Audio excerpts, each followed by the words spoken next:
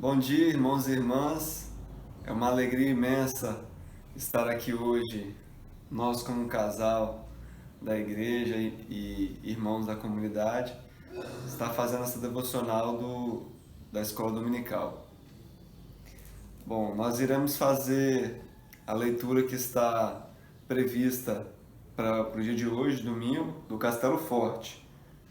A leitura que se encontra em Mateus, capítulo 13, versículos 24 a 30 e 36 a 43.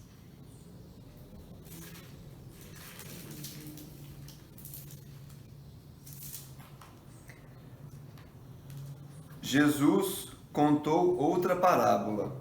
Ele disse ao povo: O reino do céu é como um homem que semeou sementes boas nas suas terras. Certa noite, quando todos estavam dormindo, veio um inimigo, semeou no meio do trigo uma erva ruim, chamada joio, e depois foi embora.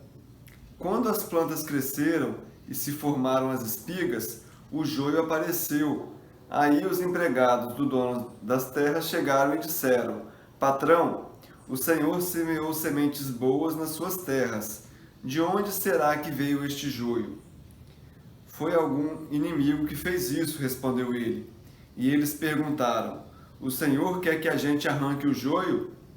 Não, respondeu ele, porque quando vocês forem tirar o joio, poderão arrancar também o trigo. Deixem o trigo e o joio crescerem juntos até o tempo da colheita. Então eu direi aos trabalhadores que vão fazer a colheita: arranquem primeiro o joio e amarrem em feixes para ser queimado. Depois colham o trigo e ponham no meu depósito. Agora, versículo de 36 a 43. Então Jesus deixou a multidão e voltou para casa. Os discípulos chegaram perto dele e perguntaram: Conte para nós o que quer dizer a parábola do joio. Jesus respondeu: Quem semeia as sementes boas é o Filho do Homem. O terreno é o mundo. As sementes boas são as pessoas que pertencem ao reino, e o joio as que pertencem ao maligno.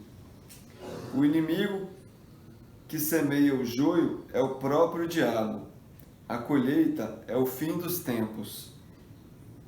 E os que fazem a colheita são os anjos.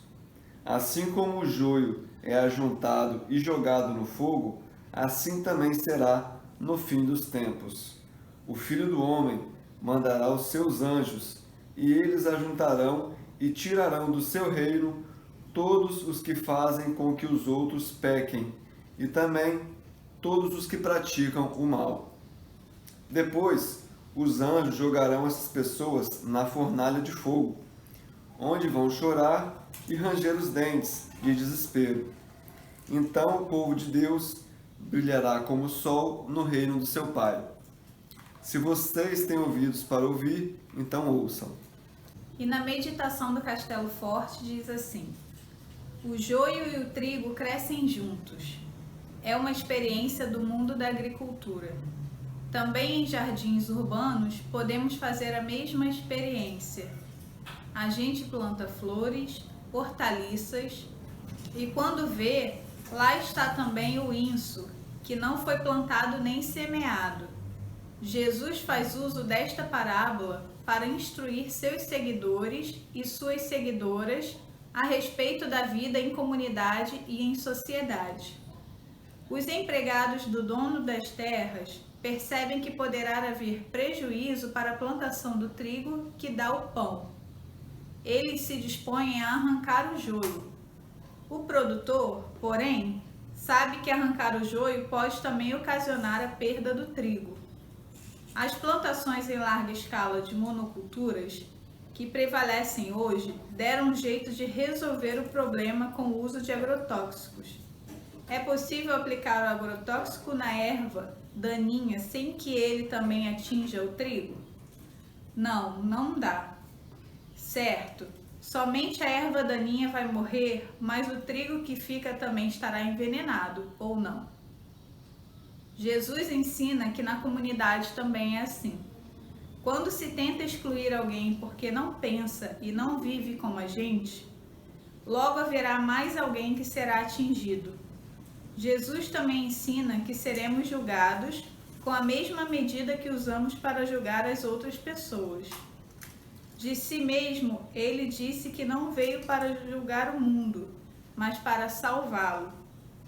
Assim, o Evangelho nos anima a abrir mão do julgamento e nos convida a primeiro tirar aquilo que impede a nossa visão, para então reparar no cisco do olho do outro.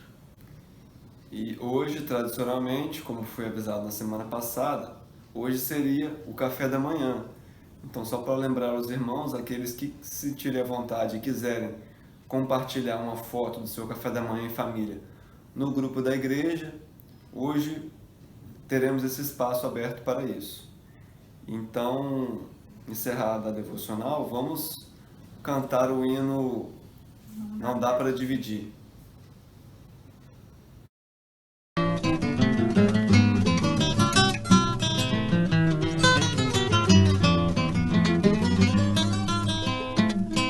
Pra nada pode a gente aproveitar,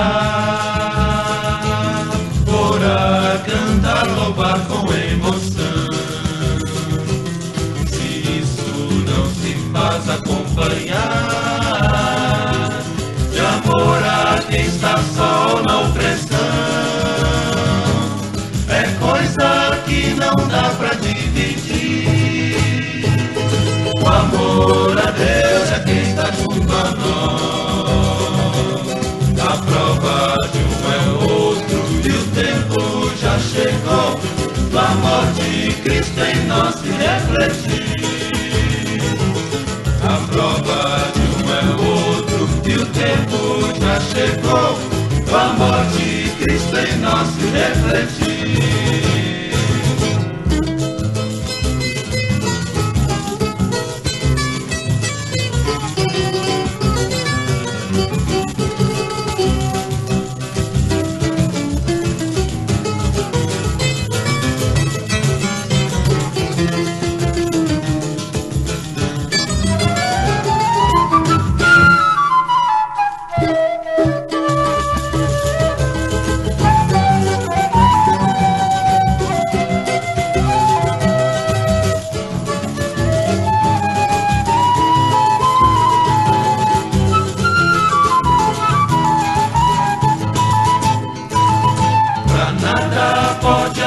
Aproveitar os bens, distribuir a multidão. Se isso não se faz acompanhar de amor a Deus, Senhor da criação, é coisa que não dá pra dividir.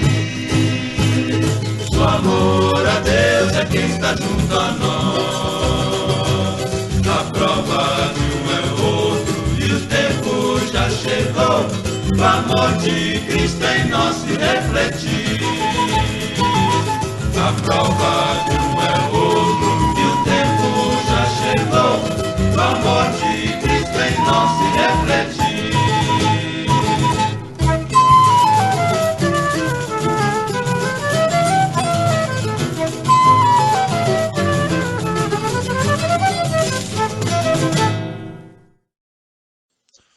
Senhor, nosso Deus e Pai, ilumina-nos nesse momento, Senhor, com seu amor eterno.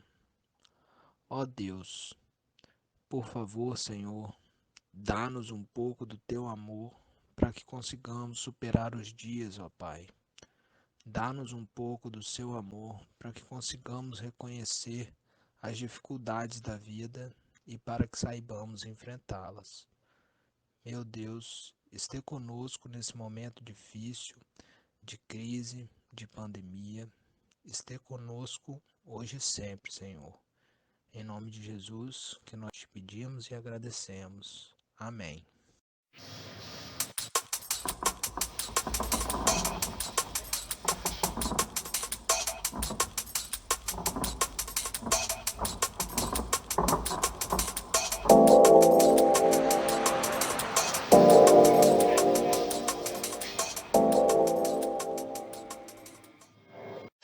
Muito bom estar aqui com vocês. Hoje temos um assunto bom, um assunto que eu gosto muito dentro do Evangelho de Jesus segundo João. É o Evangelho que estamos estudando aqui nesse tempo. É um momento de novidade, tensão, nesse trecho, que é no capítulo 4, de 1 a 15. É um trecho onde João coloca ali duas palavras gregas que são para nós quase iguais, muito parecidas, e nas nossas traduções elas são traduzidas como a mesma coisa e elas são diferentes. A gente vai conversar um pouquinho sobre elas, por isso eu coloquei aí o título como O Poço e a Fonte, né? Isso é importante demais para que a gente possa de alguma forma retomar, tá bom? Então, só para a gente pensar aqui um pouquinho nesse começo, antes da gente entrar no texto, até para dar tempo do pessoal chegar e entrar e todo mundo pegar aqui o estudo todo, eu quero saber se você conhece a diferença disso, de poço e de fonte, né? Acho que é importante assim a gente de alguma forma imaginar isso, né? Eu sou um cara criado na roça. E isso é bom demais, eu tenho memórias afetivas maravilhosas. Não sei se vocês também têm memórias afetivas do interior. Mas quando menino, eu e com a minha família íamos, né, para o interior e nós tínhamos que tirar água de uma cisterna. E a cisterna era funda, né, coisa assim de 15 metros mais ou menos, né? E nós descíamos então um balde de fora a fora, né? E esse balde era... a gente puxava esse balde com uma manivela e era um esforço muito grande para tirarmos água daquele poço, daquela cisterna. E era isso que Jacó deixou de herança para os seus descendentes, um poço. E esse poço ficava em Samaria, e é por isso que a gente precisa, de alguma forma, pensar nesse esforço para ter água, não é isso? É um esforço para ter água, tá bom? Bom, o que a gente pode, de alguma maneira, pensar aqui, né? Comparar esse poço, que tem um esforço muito grande para ter água, com fonte. Você conhece fonte? Eu acho que seria interessante a gente fazer essa comparação para que a gente possa, de alguma forma, ver o que João está querendo ensinar para a gente, tá bom? Vai pensando aí como que você tem, o que você conhece de poço, de cisterna, o que você conhece de fonte, tá bom? Para que a gente possa fazer essa diferença e entrar no texto, que é o que o texto trata hoje, né? É o encontro de Jesus ali com a Samaritana, tá bom? Na beira do poço de Jacó. E ali a gente tem ensinamentos assim profundíssimos para nós, tá legal? João 4, de 1 a 15. Isso aí, pode abrir, pode até acompanhar aí comigo, tá bom? João 4, de 1 a 15. Vamos lá. Então eu estava falando da diferença do poço e da fonte, para a gente entender um pouco o que o encontro da Samaritana com Jesus, ou de maneira muito especial de Jesus com a Samaritana, porque esse encontro foi proposital. Jesus não precisava de passar em Samaria, ele passou em Samaria propositalmente. Ele estava fazendo, ele saía da Judéia, onde ele era muito perseguido na Judéia, e ia para a Samaria, né?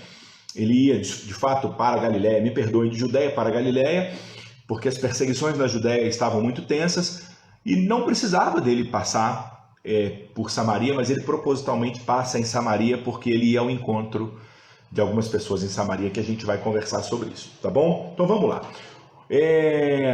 De novo, então, a cisterna é algo que eu preciso de muita força para tirar água, tá bom? Fonte não, né, gente? Já viu uma fonte jorrando?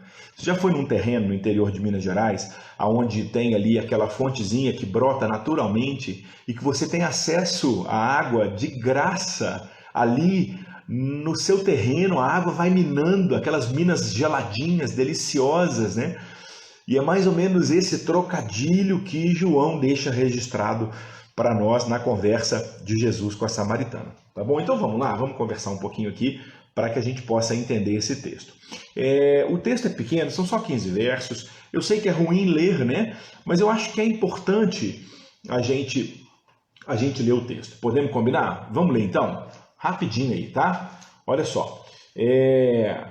Quando, pois, o Senhor veio a saber que os fariseus tinham ouvido dizer que ele, Jesus, fazia e batizava mais discípulos que João, se bem que Jesus mesmo não batizava, e sim os seus próprios discípulos, deixou então a Judéia, como eu disse para vocês anteriormente, né?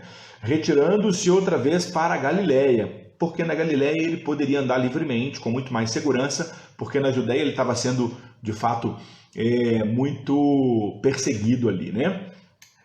E era então, para ele, necessário atravessar a província de Samaria. Então, olha só, era necessário para Jesus, porque tinha outros caminhos muito mais usados na época, inclusive, para ir da Judéia para Galiléia, que não precisava passar por Samaria, até porque os judeus não gostavam de passar por Samaria. Samaria era uma terra impura para os judeus, tá bom? Mas Jesus tinha que passar lá, tá certo?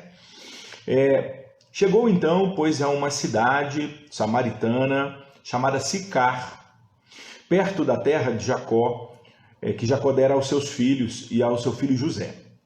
Estava ali a fonte de Jacó. Cansado da viagem, assentava-se então Jesus junto à fonte, por volta da hora sexta. Nisso veio uma mulher samaritana tirar água, e Jesus então lhe disse: dá-me de beber. Aí, um judeu jamais pediria água para uma samaritana, gente. O povo samaritano para o judeu é um povo permanentemente impuro. Tudo que o samaritano toca é impuro, é sujo, entendem? É isso que de alguma forma o judeu não receberia absolutamente nada das mãos de um samaritano, tá bom? E aí Jesus então pede água para ela, pois seus discípulos tinham ido à cidade para comprar alimentos. Então lhe disse a mulher samaritana: como, sendo tu judeu, pedes de beber para mim, que sou uma mulher samaritana? Porque os judeus não se dão bem com os samaritanos. E a gente às vezes não entende muito bem, mas não se dão bem mesmo, são inimigos. A gente vai entender um pouquinho por quê. Replicou-lhe então Jesus: se conheceras o dom de Deus, e quem é que te pede, dá-me de beber, tu é que me pedirias, e eu então lhe daria água viva. Respondeu-lhe então a mulher: Senhor, tu não tens como tirar água do poço? O poço é fundo. Onde, pois, tem essa água viva? És tu, porventura, maior do que o meu pai Jacó, o nosso pai, que nos deu o poço, do qual ele mesmo bebeu, e bem assim seus filhos e o seu gado? Afirmou-lhe então Jesus: quem beber dessa água vai tornar a ter sede. Aquele, porém, que beber da água que eu lhe der, nunca mais terá sede. Pelo contrário, a água que eu lhe der será nele uma fonte a jorrar para a vida eterna. Disse então a mulher a Jesus: Senhor, dá-me então dessa água, para que eu nunca mais tenha sede, nem precise mais voltar aqui para buscá-la. E aí a gente sabe o que acontece aí no final, e é importante até aqui para a gente entender o que João deixou registrado para nós no evangelho dele, tá bom? Então olha só, primeira coisa, quando nós lemos o evangelho aqui de Jesus Cristo, né, narrado por João, não temos surpresa nenhuma de Jesus ter sido assassinado, perseguido politicamente, religiosamente. Isso não é surpresa quando nós observamos as ações de Jesus dentro do seu contexto sociopolítico, né? Não é surpresa, tá bom? Isso ali é algo muito comum. O que surpreende a gente é Jesus ter sobrevivido durante tanto tempo assim. Ele não ter morrido antes, porque Jesus confrontava tanto, Jesus trazia uma contracultura tão forte que os fariseus, os saduceus, o sinédrio ficava louco, né? De maneira muito especial os fariseus, com Nicodemos. Então, a surpresa nossa é ver Jesus sobreviver tanto tempo. Por quê? Olha só que interessante. As autoridades religiosas eram hostis a qualquer pessoa que trazia um discurso diferente, ou um discurso que confrontava as autoridades religiosas. João, lembram lá? sobre João Batista, como os fariseus foram lá, junto com os levitas, que era meio que quase que uma polícia do Sinédrio, interrogar João Batista. Pois é, o que João faz? João faz o mesmo percurso de Jesus. João sai ali da região onde ele batizava, de Betânia, e vai para o norte também, para fugir dessas autoridades religiosas e para poder cumprir a sua missão com paz.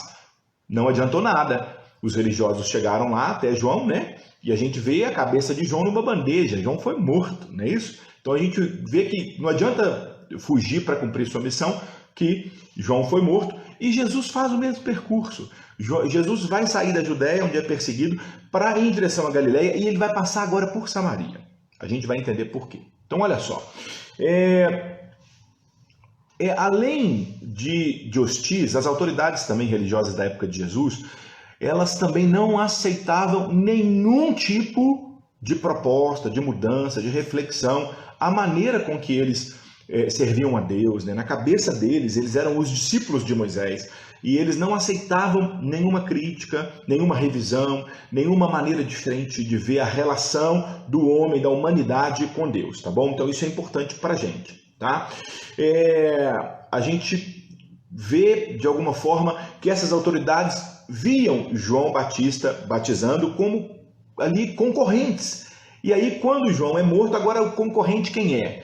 João foi morto aqui, lá no capítulo 3. Agora, quem é o concorrente agora? É Jesus Cristo.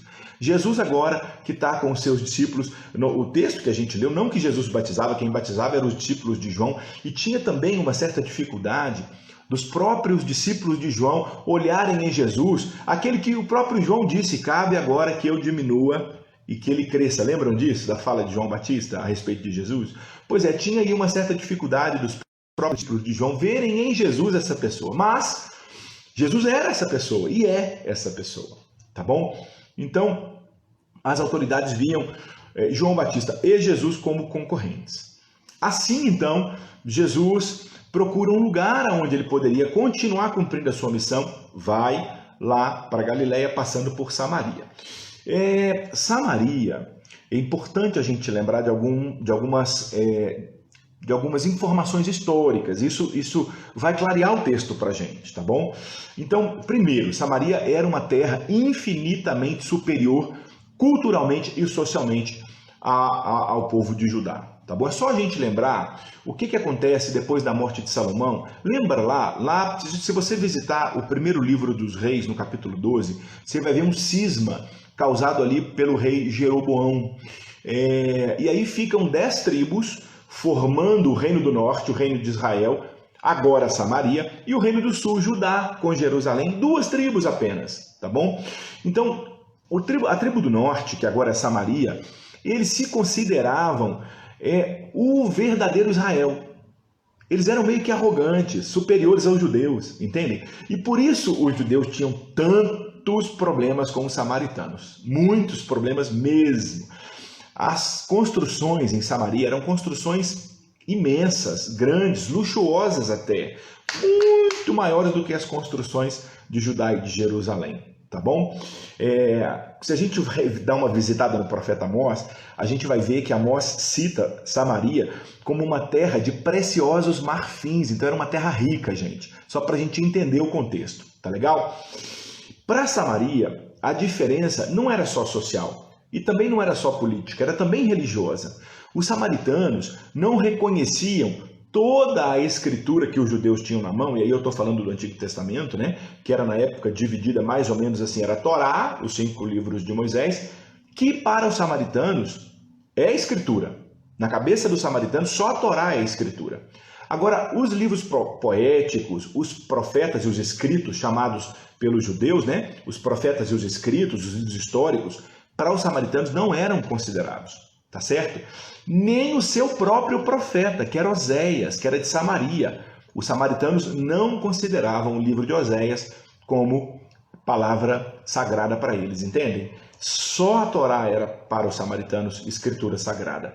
Para os judeus ali, né, de Judá, do Reino do Sul, de Israel, de Jerusalém, ali eles tinham todo um compêndio de escritos que formam para nós hoje o Antigo Testamento. Tá legal? O que os samaritanos esperavam? Os samaritanos esperavam um restaurador que tem ali uma referência dele, lá em Deuteronômio 18:15, que era alguém que restauraria, né, e instauraria novamente o verdadeiro culto a Yahvé. Era esse Messias que os samaritanos aguardavam. Não era o mesmo Messias que lá o povo de Judá e o povo de Jerusalém aguardavam, tá certo? Se a gente vai lá no verso 15 do capítulo 18 de Deuteronômio, está escrito assim: o Senhor, o Senhor teu Deus, te suscitará um profeta no meio de ti, de teus irmãos, semelhante a mim, a ele ouvirás. Era esse Messias aí que os samaritanos aguardavam. Ele então restauraria o legítimo culto a Yahvé.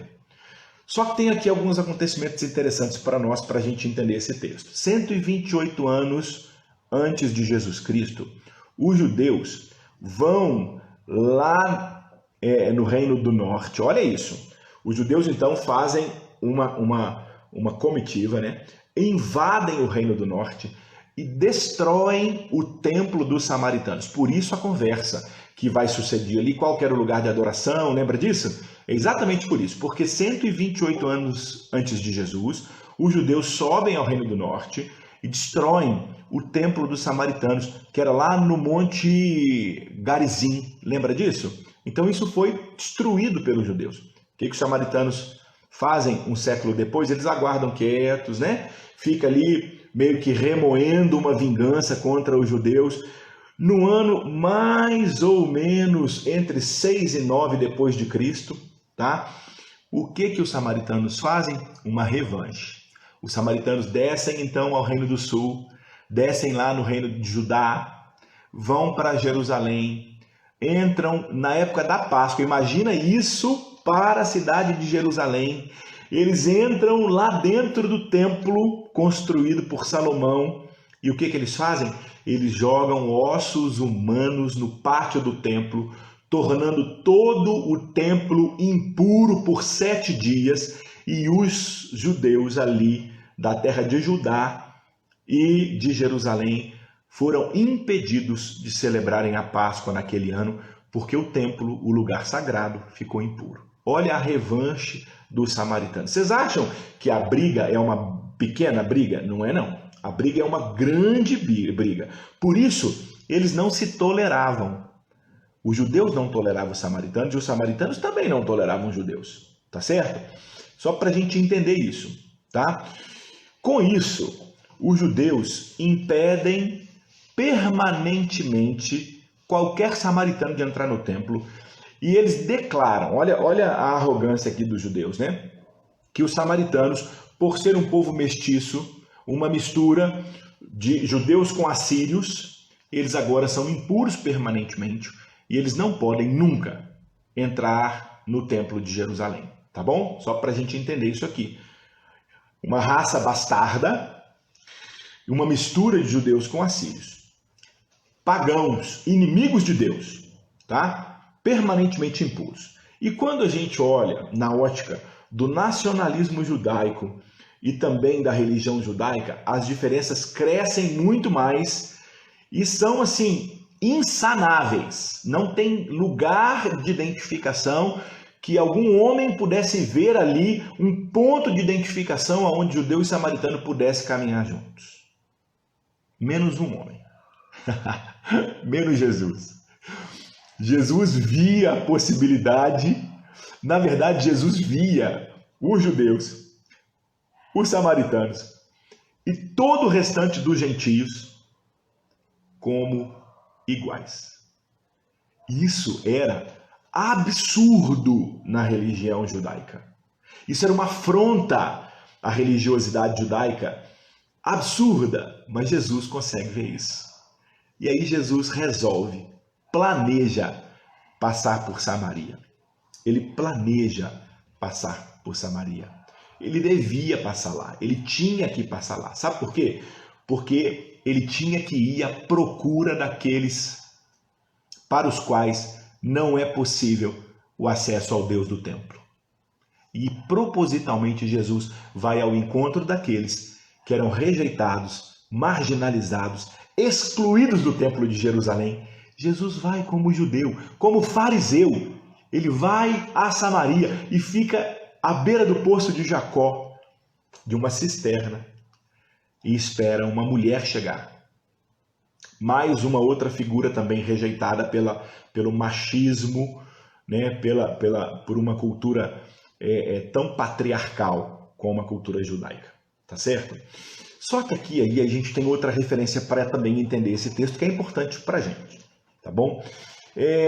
A referência que precisamos ter para ler esse texto está lá no profeta Oséias. Por que o profeta Oséias? Primeiro que era o profeta de Samaria. Não dá para a gente negar isso. Isso é importante demais.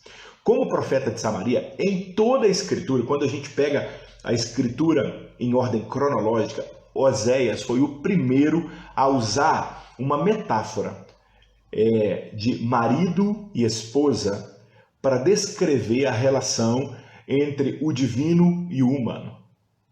Então, o primeiro profeta que fala que Deus seria o marido e a humanidade seria a esposa é o profeta Oséias. Só que ele faz isso de uma forma também muito confrontadora e absurda.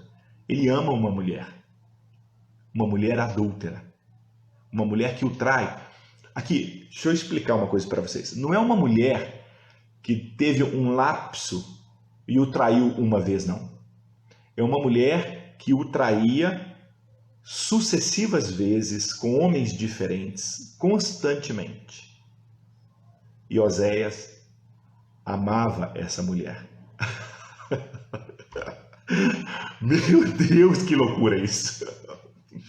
Isso para mim é uma loucura, gente. Isso para mim é uma loucura. O profeta Oséias traz para nós coisas assim que são absurdas na nossa ética e moral.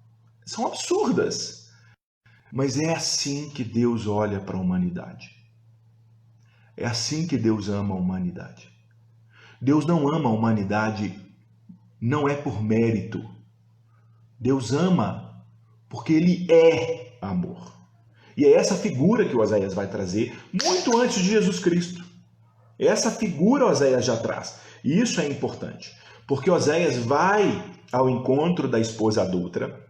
O profeta, olha que interessante, o profeta não castiga a sua esposa adúltera como a lei exigia. O profeta não se rende à lei judaica na sua época. O profeta perdoa, ama e mostra que o amor supera a honra ofendida. Vou repetir para vocês. Oséias mostra que o amor supera a honra ofendida. E é esse tipo de relação que Jesus propõe para nós. É esse tipo de relação que o divino, o Criador de todas as coisas, propõe para todo ser humano. É uma relação sem exigência. Não é uma relação meritocrática. É uma relação onde ele sempre ama constantemente, insistindo para que nós acolhamos esse amor, recebamos esse amor e sejamos transformados por esse amor. E a gente vai entender o que esse amor vai fazer de cada um de nós. Isso é importantíssimo aqui, quando a gente vai falar do poço e da fonte daqui a pouco. Tá bom? Oséias não exige nenhuma prova de arrependimento da mulher. Oséias ama sem prova de arrependimento, sem nenhuma demonstração de arrependimento. Oséias perdoa e ama. E Oséias, lá no verso 16 do capítulo 2, Oséias escreve assim, olha só, naquele dia diz o Senhor, ela me chamará meu marido, não mais meu senhor. Não mais. Oséias não seria mais senhor. Vamos lembrar que numa cultura patriarcal a mulher era propriedade do marido, né? A palavra em grego é Baal, entende? É isso aí, é esse tipo de relação. Não é uma relação de servo. Lembra que nós falamos que a proposta de Jesus repete a palavra de Oséias dizendo assim, eu não chamo vocês mais de servos, eu chamo vocês de amigos. Vocês são meus amigos. É esse tipo de relação que Jesus propõe para a gente. Tá certo? Então, João vai apresentar Jesus como alguém que ali na figura de um esposo vai atrás de uma esposa adúltera, sumida, atrás dos samaritanos e conquista ou reconquista essa esposa com uma oferta de amor nunca vista, nunca conhecida. É isso que Jesus faz ali com a mulher samaritana à beira do poço de Jacó, tá certo? Vamos lembrar que também na ideia do Antigo Testamento eu tinha que obedecer toda a lei e aí Deus me abençoaria. Se eu não obedecesse, Deus me amaldiçoaria. Então existe uma relação meritocrática. A lei aqui do Antigo Testamento é como se fosse uma cisterna, um poço muito fundo, onde a gente tinha que fazer um esforço imenso para tomar um pouco de água. E Jesus agora, na discussão com a mulher, na conversa com a mulher, João usa duas palavrinhas gregas quase com mínimas diferenças, porque quando a mulher fala, João coloca uma palavra que se refere ao poço. Quando Jesus fala, João escreve uma palavra que se refere à fonte, a uma água que brota generosamente, graciosamente, e que mata a sede de todo mundo que chega, sem nenhum esforço. Não precisa de esforço. É só chegar e beber. A água está lá. E essa água é um símbolo desse amor doado generosamente, abundantemente a nós, por Deus, na pessoa de Jesus Cristo. Tá bom? Então, Jesus chega e encontra a mulher, como nós lemos no texto no iniciozinho, e pede água à mulher. Olha que interessante. E aí, a mulher fica louca, porque ela fala assim, como você, como judeu, me pede água? Tudo que eu toco para você é impuro, você não recebe nada da mão de um samaritano, agora você está me pedindo água? Como isso? E a mulher tem ali aquela discussão maravilhosa e Jesus fala assim, olha, se você soubesse quem é esse que te pede água, você pediria água da fonte e eu te daria uma água dessa fonte que você nunca mais teria sede. Olha isso, e te transformaria em uma fonte aonde todo mundo ia beber de você. Pegou aqui o que Jesus está dizendo? Isso é importante para a gente. Para Jesus, não existem merecedores e não merecedores.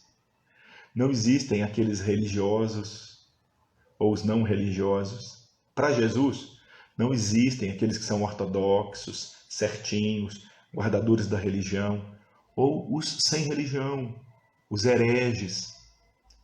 Para Jesus, existe uma humanidade carente de amor. E ele vem, então, com uma figura divina e disponibiliza esse amor que transforma qualquer ser humano. Qualquer ser humano que beber dessa seiva da videira, dessa água dessa fonte, se transformará em fonte para outras pessoas. Qualquer ser humano que se deparará com um amor tão generoso, tão misericordioso, tão transformador, tão perdoador, ele fica tão constrangido que ele não consegue fazer diferente com as pessoas ao seu redor. Ele naturalmente se transforma em doador. Ele naturalmente se transforma em um ramo da videira para passar amor para os outros, em um canal dessa água, dessa fonte, para que essa água chegue aos outros, em uma outra pessoa que olha para o outro e ama e respeita, apesar de todas as diferenças que temos nas nossas sociedades. Tá certo? E é importante demais a gente parar nesse texto e pensar, porque lembra lá que na discussão a mulher vai falar que ela tem muitos maridos? E eu pergunto para você, quantos maridos nós nos submetemos, né? E aqui eu vou fazer de novo o trocadilho. Quanta lei religiosa oprime a cada um de nós? E que a gente precisa abrir mão desses senhores autoritários, patriarcais, e simplesmente nos disponibilizar para recebermos esse amor que Jesus propõe aqui na beira do poço de Jacó para uma mulher samaritana. Amor generoso, doador, misericordioso, perdoador. E o que resta a nós é apenas continuarmos como um canal desse amor no meio da sociedade, transformando essa sociedade, fazendo dessa sociedade uma sociedade de bem comum para todos e todas. independente de qualquer diferença que de alguma forma se impõe sobre nós. Combinado? Aqui a gente então fica hoje, tá? Nesse momento aqui, desse trechinho, nessa perícope pequenininha aí de 15 versos, João 4, de 1 a 15, com esse encontro maravilhoso que Jesus propositalmente planeja, né? Jesus planeja, ele vai para Samaria e vai ao encontro daqueles que eram marginalizados e rejeitados pelo povo judeu. Que nós então sejamos imitadores de Jesus e também possamos ir ao encontro daqueles que são marginalizados e rejeitados nos nossos templos, na nossa religião. Né? Quem que não pode entrar na sua igreja, se é que você tem igreja que está me vendo aí? Quem é? É esse aí, que você precisa passar na Samaria e amá-lo, e amá-la, do jeito que ele é, do jeito que ela é. Combinadaço? Deus abençoe, um abraçaço, muito bom a sua companhia.